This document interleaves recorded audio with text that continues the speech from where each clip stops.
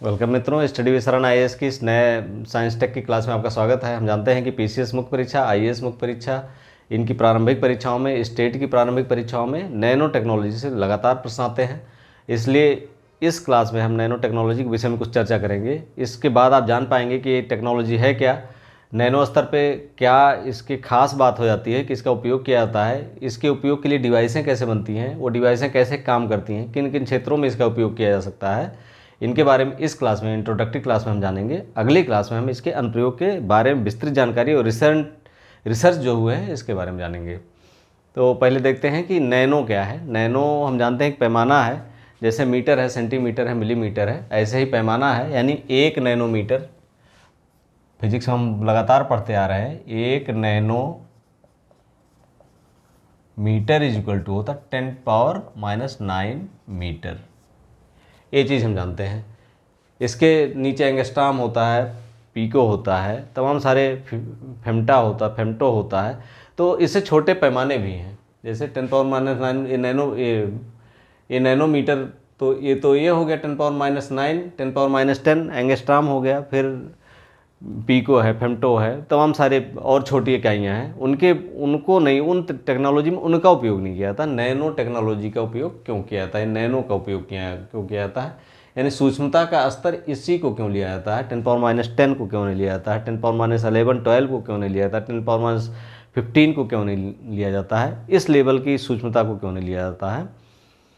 तो वैज्ञानिकों के मानना है कि जो पदार्थ हैं उनका स्थूल जो गुणधर्म होता है, स्थूल मतलब जो वो भौतिक रूप में जिस रूप में है, इस रूप में इनका जो गुणधर्म होता है या जो इनकी प्रॉपर्टीज होती है, जो भौतिक प्रॉपर्टीज होती हैं,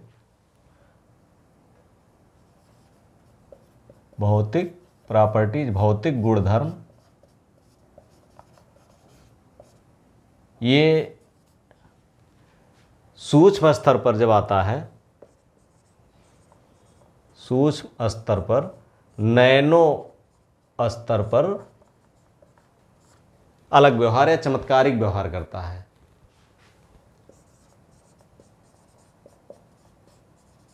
ये चमत्कारिक व्यवहार यानी भौतिक गुणधर्म जो होता है, जो स्थूल स्तर पर होता है या उसके भौतिक स्वरूप पे होता है, वो नैनो स्तर पर ही चमत्कारिक व्यवहार करता है, अन्य स्तर पर नहीं करता है।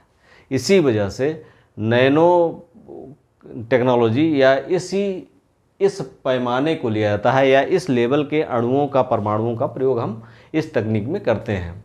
क्योंकि जैसे हम किसी तांबा को लेते हैं, सोने को लेते हैं, तो उसका जो गुणधर्म है, उस गुणधर्म का चमत्कारिक प्रयोग नैनो स्तर पर ही होगा, उससे आगे स्तर पर नहीं होगा, उससे छोटे स्तर पर नहीं होता हो।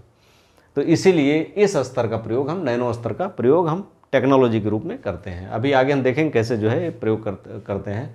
अब इसको बनाने के लिए, नैनो डिवाइस कैसे बनती है, इसको बनाने के लिए पहले पदार्थ के कार्बन को वाष्पित कर देते हैं, कार्बन को हटा देते हैं। कार्बन को वाष्पित करने के बाद उसको अक्रिय गैस के रूप में संघनित करते हैं। उसके बाद उसकी डिवाइसेस का निर्माण करते हैं। कार्बन को वाष्पित करते हैं, उसके बाद उसकी अक्रिय गैस के रूप में जब वो संघनित होती है तो उसकी डिवाइसेस का निर्माण करते हैं। जैसे सूक्ष्म नलिकाएँ इसके बाद बनाते हैं। क्या बनाते हैं? सूक्ष्म नलिकाएँ बनाते हैं। सूक्ष्म नलिकाओं का उपयोग हम बहुत सारी जगहों पर कर सकते हैं। जैसे सूक्ष्म नलिकाएँ हैं, उनके द्वारा अगर हम मेडिसिन देना चाहें बॉडी में, या कोशिका के स्तर पर कुछ देना चाहें, तो आराम से उन सूक्ष्म नलिकाओं के द्वारा वहाँ तक पहुँचाया जा सकता है।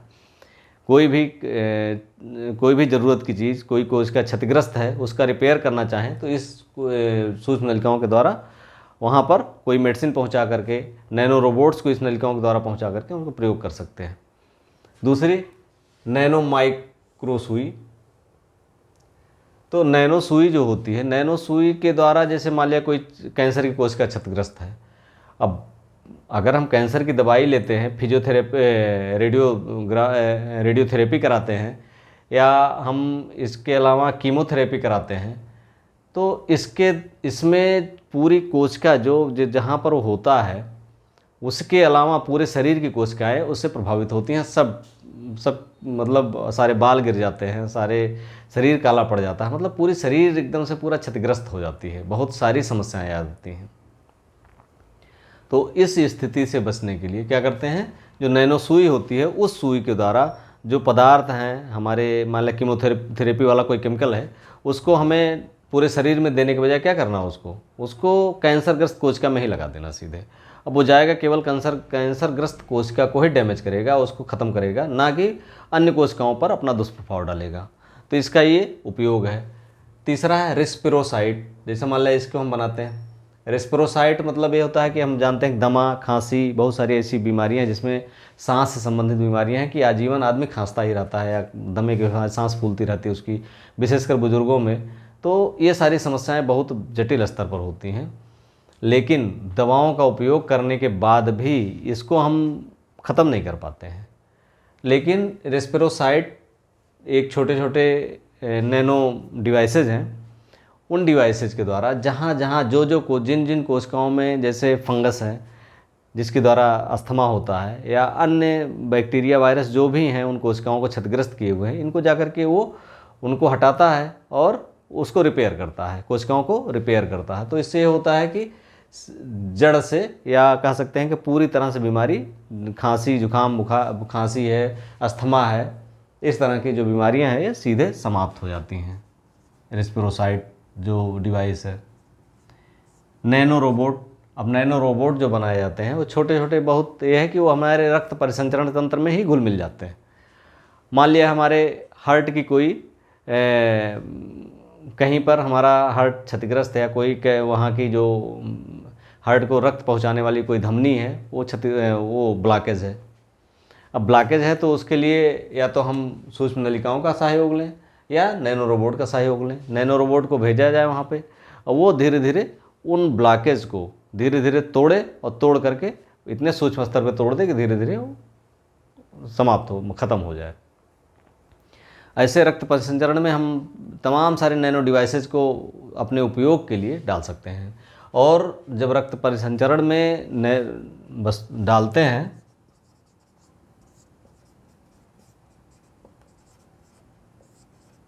जब रक्त परिसंचरण में हम नैनो डिवाइसेज को डालते हैं, नैनो रोबोट्स को,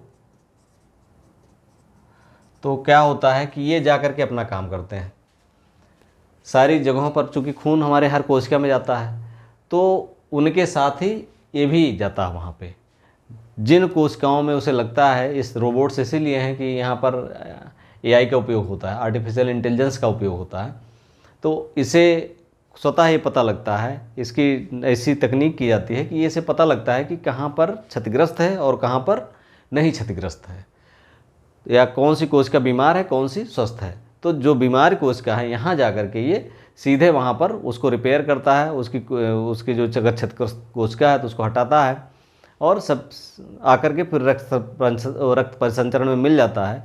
और सबसे अच्छी बात यह है कि इसे फिर रक्त परिसंचरण से बाहर आराम से निकाला जा सकता है। जैसे हम कोई दवा लेते हैं, मेडिसिन लेते हैं, तो क्या होता है कि तुरंत जो है हमारे पसीने के द्वारा, यूरिनरी सिस्टम के द्वारा, पेशाब के द्वारा वो बाहर निकल जाती है, स्टूल के द्वारा वो बाहर निकल जाती है। 24 घंटे के अंदर कोई भी दवा हम लेते हैं तो हमारे शरीर से वो सिस्टम, हमारा सिस्टम उसको बाहर निकाल देता है। ऐसे ही जो भी नैनो रोबोट्स हैं, रेस्पिरोसाइट्स हैं, नैनो या सूक्ष्म नलिकाएँ हैं, इन सबको आराम से हमारे शरीर से बाहर निकाला जा सकता है। सबसे अच्छी बात तो ये है। तो इसका कितना व्यापक और बृहत उपयोग हम किया जा सकता है।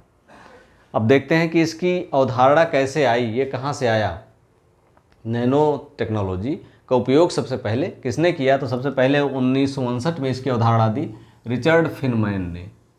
रिचर्ड फिनमैन ने इसकी अवधारणा दी थी सबसे पहले 1959 में। ये नोबेल पुरस्कार विजेता थे, और इन्हीं की अवधारणा के आधार पर इसका विकास हुआ। लेकिन अभी नैनो प्रौद्योगिकी शब्द या नैनो टेक्नोलॉजी शब्द डेवलप नहीं हुआ था। नैनो टेक्नोलॉजी शब्द 1959-60 के दशक में डेवलप नहीं हुआ था। 1970 के दशक में IBM कंपनी ने इलेक्ट्रॉन बीम लिथोग्राफी नामक एक डिवाइस बनाई जो 40 से 70 नैनोमीटर थी। 40 से 70 नैनोमीटर की इसकी लंबाई थी। यहीं से नैनो टेक्नोलॉजी शब्द या नैनो प्रौद्योगिकी शब्द, नैनो टेक्नोलॉजी शब्द का प्रचलन यहीं से हुआ, 1970 के दशक से, जब IBM ने, किसने, IBM, ये अमेरिका कंपनी है, IBM ने इलेक्ट्रॉन बीम लिथोग्राफी का निर्माण किया। तब उसके बाद से ही इसका विकास लगातार उसी के रूप में हुआ। इसके बाद हम देखते हैं इसके कौन कौन से कहाँ कहाँ क्षेत्र, किन किन क्षेत्रों में इसका उपयोग किया जा सकता है। तो इसका उपयोग हम जानते हैं कि प्रत्येक हर क्षेत्र में, जैसे नैनो के जो क्षेत्र हैं, इसको यहाँ हमने थोड़ा सा लिख दिया, भौतिकी विज्ञान में, रसायन विज्ञान में, जैविकी में, औषधि में, यांत्रिकी में, अन्य वैज्ञानिक क्षेत्रों से एग्रीकल्चर हुआ, फार्मेसी हुआ, इन सब क्षेत्रों में उपयोग किया जा सकता है। और एक चीज़ और ध्यान देने वाली बात है कि इसकी व्याख्या ना तो पुराने भौतिक नियमों से की जा सकती है, न आधुनिक क्वांटम भौतिकी से की जा सकती है। इसकी व्याख्या, नैनो टेक्नोलॉजी के सिद्धांतों की व्याख्या ना तो क्वांटम भौतिकी के आधार पर की जा सकती है और ना ही पुराने भौतिक विज्ञान के नियमों के या फिजिक्स के नियमों के अनुसार की जा सकती है। इसकी व्याख्या इन दोनों के समन्वित नियमों के अनुसार की जा सकती है। नैनो टेक्नोलॉजी की व्याख्या भौतिकी के पुराने नियम और क्वांटम भौतिकी के, जो आधुनिक क्वांटम भौतिकी के, इसके दोनों के नियमों को अगर समन्वित करके अगर हम इसके सिद्धांतों को सुलझाने का प्रयास करेंगे, तभी हम इसके सिद्धांतों को सुलझा पाएंगे। इन क्षेत्रों के अलावा हम बताएं एग्रीकल्चर का क्षेत्र है, इंफॉर्मेशन टेक्नोलॉजी है, कंप्यूटर क्षेत्र, मतलब जिन क्षेत्रों में आप सोच सकते हैं, जो क्षेत्र आपके जीवन के लिए उपयोगी हैं, हर क्षेत्रों में नैनो टेक्नोलॉजी का उपयोग किया जा सकता है। नैनो मेडिसिन के क्षेत्र में, हमने बताया कि अभी पूरा रोबोट्स के द्वारा हम सीधे कैंसर कोशिकाओं, क्षतिग्रस्त कोशिकाओं को ही नष्ट कर सकते हैं। नैनो सुई के द्वारा हम सीधे कैंसर कोशिकाओं में ही कीमोथेरेपी करते हैं। जिस कोशिका को ज़रूरत है हम कीमोथेरेपी उसी कोशिका करते हैं, अन्य कोशिकाओं की ज़रूरत नहीं है। या कहीं अगर हमें कुछ मेडिसिन देनी है तो हम डायरेक्ट उसी कोशिका को जहाँ पर क्षतिग्रस्त है उसी को भेजते हैं। रोबोट के द्वारा हम वहीं पर सहायता पहुँचाते हैं, उन्हीं कोशिकाओं को सहायता पहुँचाते हैं, उन्हीं ऊतकों को सहायता पहुँचाते हैं जहाँ पर ज़रूरत है। अन्य कोशिकाओं या ऊतकों को डिस्टर्ब करने की ज़रूरत नहीं पड़ती है। ऐसे पूरी मेडिसिन लेते हैं, उसके साइड इफ़ेक्ट्स पूरी बॉडी झेलती है। अगर हम एनाल्जेसिक लेते हैं, कोई डाइक्लोफेनेक सोडियम लेने के बाद सारे गिद्ध विलुप्त हो गए, क्यों? क्योंकि किडनी उनकी डैमेज हुई। इसी तरह से हम भी खाते हैं, अगर ह्यूमन बीइंग भी लेता है उसको, डाइक्लोफेनेक सोडियम को, या इस तरह से एनाल्जेसिक कोई भी दर्द निवारक दवा लेता है, तो उसकी किडनी और लीवर दोनों प्रभावित होते हैं। और अगर लंबे समय तक ले रहा तो उसकी समस्या गंभीर हो सकती है। लेकिन नैनो टेक्नोलॉजी के उपयोग के द्वारा हम किडनी को सेफ कर सकते हैं, हमारा दर्द भी खत्म हो जाएगा। हमारा मान लिया कंधे में दर्द है तो कंधे के दर्द को वो सही कर सकता है, सीधे जा कर के वहीं के सेंसेशन को रोकेगा या वहीं पर दवाओं का उपयोग करेगा। अन्य किडनी को हमारे डिस्टर्ब नहीं करेगा, लीवर को डिस्टर्ब नहीं करेगा। तो इस तरह से हम नैनो मेडिसिन के क्षेत्र में नैनो टेक्नोलॉजी का उपयोग आराम से अगर करते हैं तो उसका बेहतरीन परिणाम आएगा। अब इनका उपयोग किया क्यों जाता है? नैनो टेक्नोलॉजी हमने बताया कि भौतिक गुणधर्म सूक्ष्म स्तर पर ये चमत्कारिक प्रयोग करते हैं। और चमत्कारिक प्रयोग कैसे होते हैं वो हम बताते हैं। जैसे अगर नैनो स्तर पर हम देखें तो नैनो स्तर पर कुछ अपारदर्शी पारदर्शी पदार्थ की तरह व्यवहार करने लगते हैं। स्थूल स्तर पर तो अपारदर्शी हैं, लेकिन जैसे ही नैनो लेवल पर आते हैं, वो नैनो लेवल पे आते हैं तो वो पारदर्शी हो जाते हैं। जैसे तांबा ये पारदर्शी हो जाता है। इसी तरह से कुछ पदार्थ निष्क्रिय पदार्थ होते हैं जो लेकिन नैनो लेवल पे वो उत्प्रेरक का कार्य करते हैं। जैसे प्लेटिनम निष्क्रिय पदार्थ होते हैं लेकिन उत्प्रेरक कार्य करते हैं। कौन से? प्लेटिनम। इसी तरह से कुछ अस्थाई स्टेबल पदार्थ होते हैं जिनकी कोई क्रिया प्रतिक्रिया नहीं होती है, लेकिन जैसे नैनो लेवल पे आते हैं, नैनो स्तर पर वो पदार्थ आते हैं तो दहनशील हो जाते हैं, ज्वलनशील हो जाते हैं, जैसे एल्युमिनियम। इसी तरह से कुछ पदार्थ कुचालक होते हैं, जैसे है आपका सिलिकॉन। अगर स्थूल स्तर पर देखा जाए तो कुचालक होता है, लेकिन जैसे ही नैनो लेवल पर उस पदार्थ को, सिलिकॉन को लाया जाता है तो वो चालक के रूप में व्यवहार करता है। हम अतिचालकता के बारे में जानते ही हैं। अतिचालकता जो है, अर्धचालक जो है, अतिचालकता की स्थिति मिनिमम टेम्परेचर पे या परम ताप पर वो अतिचालक की तरह व्यवहार करता है। इसी तरह से अगर हम सोने को देखें तो नॉर्मल स्थूल रूप में वो ठोस है, लेकिन जैसे नैनो लेवल पर जाते हैं तो लिक्विड की तरह व्यवहार करने लगता है, द्रव की तरह व्यवहार करने लगता है। तो इस तरह से हम देखते हैं कि जो ये चमत्कारिक व्यवहार है नैनो लेवल पर, वो नैनो लेवल पर ही होता है, ना कि और सूक्ष्म स्तर पर होता है, ना उसके जस्ट पहले वाले स्तर पर होता है, ना माइक्रो लेवल पर होता है, ना ही एंगस्ट्राम या पिको फेम्टा लेवल पर होता है। केवल नैनो लेवल पर ही ये चमत्कारिक व्यवहार होता है। अब इसके जो डिवाइस कुछ बनाए गए हैं उन डिवाइसेस के बारे में देखते हैं। जैसे हमने बताया कि कार्बन को सोखते हैं उस जिसका भी हम कहते हैं कार्बन को सोखते हैं, उस निष्क्रिय गैसों के रूप में परिवर्तित करने के बाद उसको उस डिवाइसेस के रूप में निर्माण करते हैं, जैसे नैनो कार्बन ट्यूब। ये नैनो कार्बन ट्यूब लगभग 1 नैनोमीटर की होती है। नैनो कार्बन ट्यूब 1 नैनोमीटर की होती है। कितने की होती है? 1 नैनोमीटर की होती है। इसे हमारे रक्त परिसंचरण में सीधे रक्त परिसंचरण में कर दिया जाता है और इसके द्वारा कोई मेडिसिन जो है हमारे बॉडी में कहीं भी पहुंचाई जा सकती है। इस नैनो कार्बन नैनो ट्यूब के द्वारा कोई भी दवा जो है कहीं भी पहुंचाई जा सकती है और इससे सही मात्रा में सही दवा सही जगह पर आसानी से पहुंचा सकते हैं कार्बन नैनो ट्यूब्स के द्वारा। इसमें नैनो जैव संवेदी, नैनो जैव संवेदी ऐसा तकनीक है या ऐसी नैनो प्रौद्योगिकी है जो किसी पौधे में रोग लगने की संभावना के समय ही ये पता लगा लेती है और इसके उपचार, हम रोकथाम उपचार की संभावना को कर सकते हैं। नैनो जैव संवेदी जो डिवाइस है, और जैव संवेदी नैनो नाक, इसके द्वारा हम पशुओं की बीमारियों का भी पता लगा लेते हैं, जहाँ पौधों की ही नहीं पशुओं की भी, पौधों में होने वाली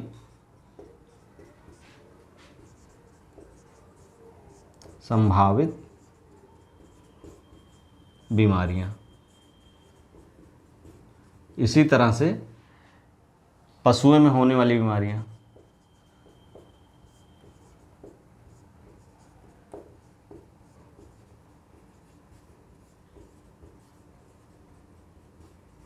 इनका पता हम जो है आराम से लगा सकते हैं। इसे जैव संवेदी नाक, इसको नैनो वैज्ञानिक एक थे, ओंकारनाथ श्रीवास्तव थे, एक नैनो टेक्नोलॉजी के वैज्ञानिक थे। इन्होंने इस संवेदी नाक को बनाया है। इसके द्वारा हम जो है या इसके द्वारा इस नाक के द्वारा आराम से हम विस्फोटकों आदि का पता लगा सकते हैं। अपराध अन्वेषण जैव संवेदी, जिसे जैव संवेदी अपराध अन्वेषण के रूप में इसका उपयोग हम आराम से कर सकते हैं। हम जानते हैं कि कुत्तों का उपयोग अपराधियों को पकड़ने के लिए किया जाता है और इसका जो है इस जैव संवेदी नाक का भी उपयोग उसी नैनो टेक्नोलॉजी के आधार पर बना है, जिससे हम आसानी से सूंघ करके किसी अपराधी की पहचान कर सकते हैं या विस्फोटकों का पता लगा सकते हैं। इस तरह का उपयोग हम आराम से इस नैनो टेक्नोलॉजी का उपयोग करके कर सकते हैं। अगले में हम जो रिसेंट रिसर्च हैं, इसमें तो इंट्रोडक्टरी क्लास हुई है। अगली जो वीडियो आपकी है इस नैनो टेक्नोलॉजी से दूसरी वीडियो होगी, वो उसमें रिसेंट रिसर्च जो हुए हैं, इसकी उपयोगिता जो है, इसके उपयोग एप्लीकेशंस और इसकी उपयोगिता और इसके अलावा जो रिसेंट रिसर्च हुए हैं इंडिया में, वर्ल्ड में, इसके बारे में हम बात करेंगे। और अगर ये वीडियो अच्छा लगा हो तो like, subscribe and share. Thank you for watching.